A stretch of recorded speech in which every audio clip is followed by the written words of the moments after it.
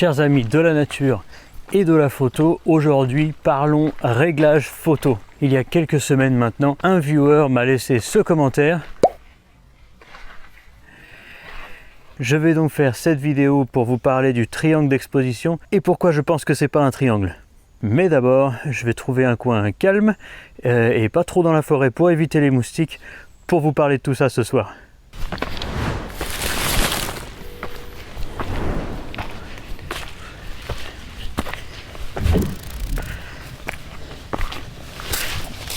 Je m'excuse pour ne pas avoir produit de vidéo la semaine dernière, qui est en fait cette semaine pour moi. Mais j'avais vraiment énormément de travail et c'est aussi pour ça que je ne suis pas en train de faire une grosse randonnée aujourd'hui pour vous raconter une histoire. On va plutôt parler technique et artistique photographique. Mais malgré le fait qu'on est dimanche et que j'avais un travail cet après-midi, je viens pour vous ce soir sur ce rocher pour vous donner quelques conseils qui j'espère vraiment vous aideront. Et c'est plutôt sympa cette vue ici, dis donc. Peut-être que j'aurais dû venir prendre des photos.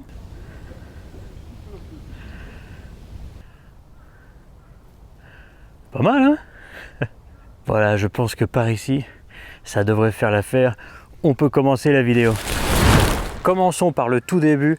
Je veux vous rappeler que la photographie, comme tous les arts, c'est un mélange de décision et d'intention artistique et d'utilisation d'outils techniques. Il faut donc se libérer de toutes les limitations techniques pour pouvoir créer artistiquement de manière plus libre.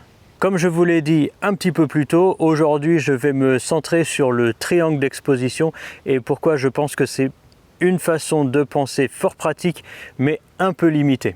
Alors très rapidement, le triangle d'exposition, vous le connaissez certainement, c'est ça.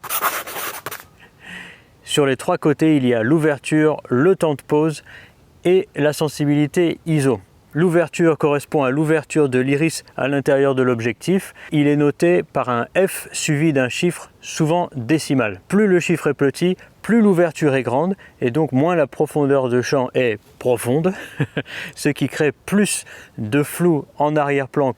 Plus le nombre est élevé et plus tout est net. Le temps de pose, lui, est marqué d'une façon très simple à comprendre. 1 centième de seconde ou 5 secondes ou 10 minutes d'exposition. Plus vous exposez longtemps et plus la lumière rentre à travers l'objectif et atteint le capteur, donc plus votre photo est lumineuse. La sensibilité ISO fait référence à une norme à l'époque de la pellicule où plus la pellicule avait un numéro ISO élevé et plus elle était sensible à la lumière. Alors c'est plus du tout le cas aujourd'hui grâce à la technologie des capteurs numériques, mais retenez que plus ce nombre, souvent en centaines, est élevé et plus votre capteur capturera de lumière au détriment de la création de bruit dans l'image. Le bruit, c'est ça. Pourquoi on parle de triangle d'exposition avec ces trois réglages-là et pas un carré en incluant par exemple la balance des blancs ou tous les autres réglages qui sont dans vos appareils photo aujourd'hui? C'est parce que ce sont les trois réglages de base qui chacun influencent les autres. Ça, c'est en théorie, et même moi, si je dois faire une explication simpliste des réglages fondamentaux de la photographie, le triangle, c'est une façon simple de tout expliquer. Mais en vrai, je ne suis pas super d'accord avec cette façon un peu trop simpliste de représenter les réglages essentiels en photo. Parce qu'en réalité, parmi ces trois réglages, il y en a deux qui sont réellement des réglages de créativité. D'abord l'ouverture, puisque en réglant la profondeur de champ et donc la quantité de flou autour de vos sujets, vous pouvez décider de comment les gens regardent vos images. Et ensuite le temps de pause qui permet d'arrêter un mouvement ou au contraire de l'allonger et de créer quelque chose de très éthéré, très épuré. Alors que l'ISO, le troisième réglage, ça fait juste une image plus lumineuse, quoi. Ça, c'est pas quelque chose de très créatif. Et c'est pourquoi moi personnellement je vois l'ISO non pas comme un réglage essentiel, ça l'est évidemment, mais plutôt comme un support de l'ouverture ou du temps de pause. Ce qui m'amène donc à mon argument principal, je préfère ne pas parler de triangle, mais de pyramide. Et pour les matheux d'entre vous, je parle d'un tétraèdre ici.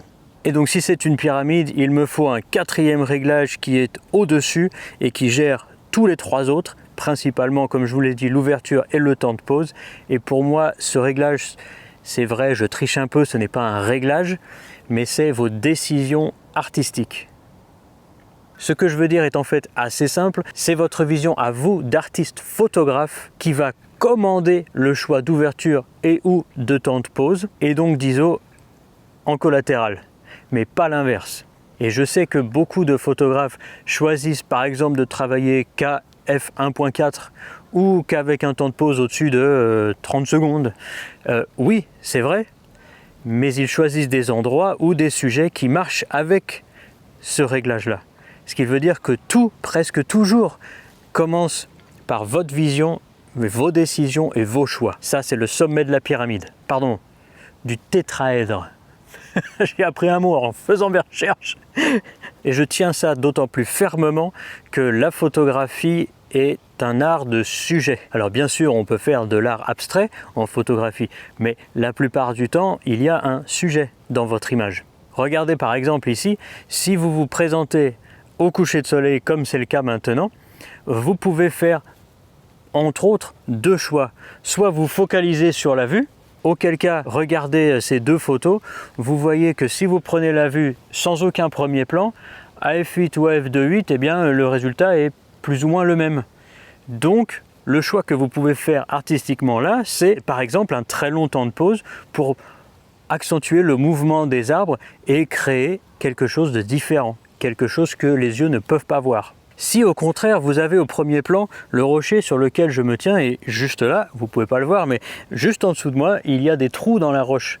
Eh bien si vous voulez prendre une photo en incluant et la roche et le pic qui est derrière vous, ah ben là par contre, être à 2.8, ça va moins marcher puisqu'il y a un des deux qui va forcément être flou. Donc vous devrez choisir une ouverture en fonction des plans qui sont dans votre photo. Ça c'est pour l'ouverture. Pour le temps de pause, souvenez-vous d'une de mes vidéos récentes sur l'anniversaire de Bouddha où j'ai choisi d'immobiliser des personnes à l'intérieur d'une scène où d'autres personnes bougeaient beaucoup. Et donc là, ce qui dirigeait ma volonté était justement ce contraste de mobilité, et donc il m'a fallu en priorité jouer sur le temps de pause, pas nécessairement sur l'ouverture et clairement pas sur la sensibilité ISO. Donc que vous preniez du paysage, du portrait, que ce soit de la photographie commerciale que vous faites, peu importe, c'est d'abord quelque chose que vous avez en tête, quelque chose que vous voulez nous transmettre à nous, les personnes qui regardons vos photos, qui doit diriger vos choix au moment du shoot de ces deux settings les plus importants, l'ouverture et le temps de pause. L'ISO ne fera que supporter et aider ce choix. Pour vous convaincre encore plus de ce que je vous dis, que c'est une pyramide et non pas un triangle d'exposition, demandez à n'importe quel photographe pourquoi il ou elle a pris, je ne sais pas moi, cette cascade avec ce temps de pause là en particulier, ou ce buisson, ou cet objet, ou cette personne avec cette ouverture en particulier. Jamais, ou tellement rarement, la réponse sera les cascades ça se prend au-dessus de 1 minute de temps de pause, ou les portraits de toute façon c'est à 1.4. Personne ne parle comme ça. Tous les photographes à qui vous posez cette question commencera par vous expliquer, par exemple pour la cascade, j'aime montrer la puissance de la cascade, donc j'arrête le mouvement et vous voyez toutes les gouttes et ça, pour moi, ça montre la force de la cascade. Ou un portrait avec une ouverture très très grande, donc un bokeh incroyable derrière, la personne vous la montrer, eh bien c'est parce que cette personne avait des yeux d'une couleur extraordinaire et je voulais vraiment les mettre en avant. Peu importe la raison, mais ça sera jamais une raison purement technique. Je fais une grande généralité, c'est vrai, mais aucun photographe ne sort avec son appareil et se dit « Tiens, aujourd'hui, je sors et je montre le monde » ou « Je vais au studio et je montre mes modèles en, je sais pas moi, f5.6 ». Oui, ça peut arriver, on peut se faire des contraintes comme ça et je vous encourage à le faire. C'est des challenges intéressants pour accélérer votre apprentissage de la technique, ça peut être intéressant. Mais même quand vous faites ça, vous chercherez des sujets qui vont avec ce réglage et ce sera toujours un choix artistique qui dominera le choix technique.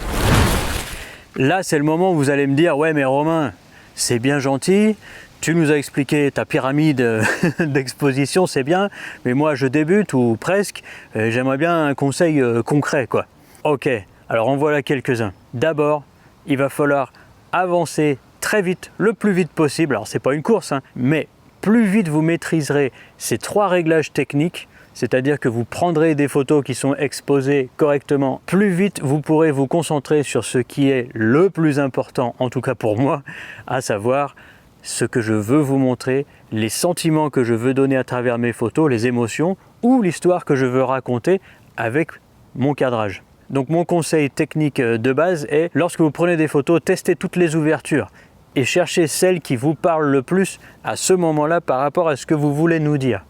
Pareil pour le temps de pause. Utilisez des temps de pause plus ou moins longs pour essayer de raconter une histoire ou d'évoquer des émotions, celle qui vous a été inspirée par ce que vous voyez à ce moment-là. Utilisez tout le panel de ces deux réglages. Et en faisant ça ad repetitam, vous comprendrez qu'est-ce qu'est une bonne exposition en termes techniques, c'est-à-dire que soit c'est pas tout noir, soit c'est pas tout brûlé, quoi. Ça viendra plus naturellement et là vous pourrez passer à autre chose de plus intéressant.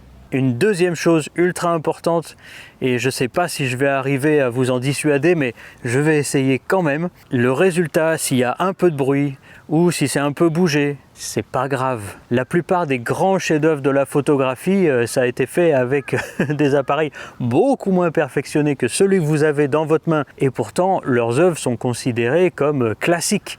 Arrêtez de vous focaliser sur un détail technique qui peut peut-être être important si vous avez un client qui est pointilleux, mais dans votre vie de débutant ou de quelqu'un qui veut progresser, ne vous y arrêtez pas. Arrêtez de zoomer à 100%, 200, 300, 400% dans vos photos, ça n'est pas important. Ce qui est important, c'est l'émotion que se dégage de votre image ou l'histoire que vous racontez avec elle. Au lieu de zoomer dedans, dézoomez et regardez-la comme un produit fini. C'est peut-être le meilleur conseil que je peux vous donner si j'arrive à vous convaincre que c'est une bonne idée. Ce que je veux dire par là, c'est que si ça termine sur Instagram, YouTube, Facebook, TikTok, peu importe la plateforme que vous utilisez, regardez-la comme ça à la taille à laquelle vous la promouvez sur les réseaux sociaux. Si ça termine sur une impression, imprimez-la, je ne sais pas, en 10 par 15, 50, 70, peu importe la taille, mais imprimez-la dans sa taille finale et regardez-la comme ça. Parce que si vous restez sur votre écran et que vous pinaillez sur des détails, croyez-moi, vous perdez votre temps. La plupart du temps, ce que vous regardez, c'est les défauts de votre objectif, les défauts de votre appareil photo, pas nécessairement les vôtres, en tout cas, pas nécessairement vos défauts artistiques, à savoir est-ce que j'ai réussi à transmettre une histoire ou un message politique, philosophique, social ou je ne sais quoi d'autre à la personne qui va regarder ma photo. C'est ça le plus important. Les gens qui regardent vos photos, ils les regardent à partir d'un point de vue où ce que vous montrez, c'est le résultat. Tout le processus, ça n'intéresse personne, ça n'intéresse que nous les photographes, mais pas les gens qui regardent. Est-ce que vous avez envie de lire un livre de Victor Hugo ou je ne sais quel autre auteur que vous aimez, mais pas le livre final, tous les brouillons qu'il a fait avant? Ben non. Pareil pour un film, vous n'avez pas envie de voir un film juste les rushs sortis de la caméra, vous avez envie de voir le film tout monté. Et bien c'est pareil pour vos photos. Donc quand vous prenez la photo, réfléchissez d'abord à ce que vous voulez dire et à la retouche, arrêtez de zoomer dans votre image et de regarder tous les défauts de votre objectif. On s'en fout. Ce qui compte vraiment, c'est de regarder votre image comme un produit fini. Un autre excellent conseil, selon moi, que je peux vous donner, c'est partager vos images. Au début, on souffre beaucoup du syndrome de l'imposteur, donc on monte nos photos à nos amis, à notre famille, bon voilà. Mais je vous encourage vraiment à montrer vos photos au plus de monde possible. Bien sûr, avoir des critiques constructives, c'est très bien et vous en aurez. Vous aurez beaucoup de « oh, c'est très bien » ou « oh, j'aime pas ». Mais le plus important dans tout ça, c'est d'apprendre à regarder vos photos comme quelqu'un d'autre. Comme je l'ai dit plus tôt, les gens ils s'en foutent de comment vous avez pris la photo. Je veux dire en termes de est-ce que le temps de pause 1/100e ou 1/50e c'était mieux, machin. Les gens ils veulent pas savoir ça. Les gens ils veulent savoir pourquoi vous avez pris cette photo et ce que vous voulez leur dire. Et comme je le disais tout à l'heure, pour pouvoir regarder votre photo comme une œuvre finie, une très bonne façon, c'est de la partager avec le plus de monde possible pour pouvoir juger un petit peu mieux de comment pensent les gens quand ils regardent vos images. Un dernier point un petit peu plus philosophique et beaucoup moins technique, vous verrez, c'est faites-vous confiance. Le syndrome de l'imposteur, tous les photographes l'ont, tout le monde. On voit tous des photos d'autres photographes qu'on pense être 100 millions de fois mieux que ce que l'on fait. C'est normal, surtout lorsqu'on débute et qu'on galère avec des réglages de base de l'appareil photo, c'est normal. Et je vais me faire bouffer par les moustiques. Vous êtes une personne singulière, vous êtes un artiste singulier, et vous avez quelque chose à dire que vous pouvez dire, alors apprenez vite la technique et racontez-nous vous. Vous pouvez le faire et ce ne sont pas un manque de contraste ou trop de contraste ou un peu trop de bruit à gauche, à droite. Peu importe ces détails techniques, ce qui compte, c'est vous. Ça y est, j'ai fini mon argumentaire. J'espère vraiment vous avoir convaincu que le triangle d'exposition, certes, c'est intéressant à considérer, mais que, à mon avis, c'est un tétraèdre. Voilà, une pyramide à 3 côtés. Avec au sommet vos intentions et vos choix artistiques qui gèrent la base, le triangle d'exposition, les valeurs techniques. Je tenais mon téléphone parce que j'ai écrit un long script et comme d'habitude, j'en ai lu la moitié parce que je ne sais pas lire les scripts. Mais je remercie... Oh putain, les moustiques. Wow, je vais me faire bouffer moi.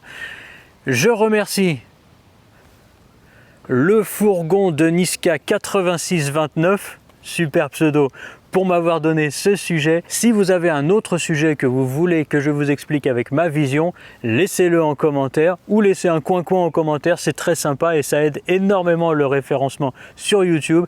Likez la vidéo, abonnez-vous, c'est aussi très important car vous le savez, je compte sur vous pour faire grossir cette chaîne pour que j'ai encore beaucoup d'images à vous raconter. Coin-coin à tous!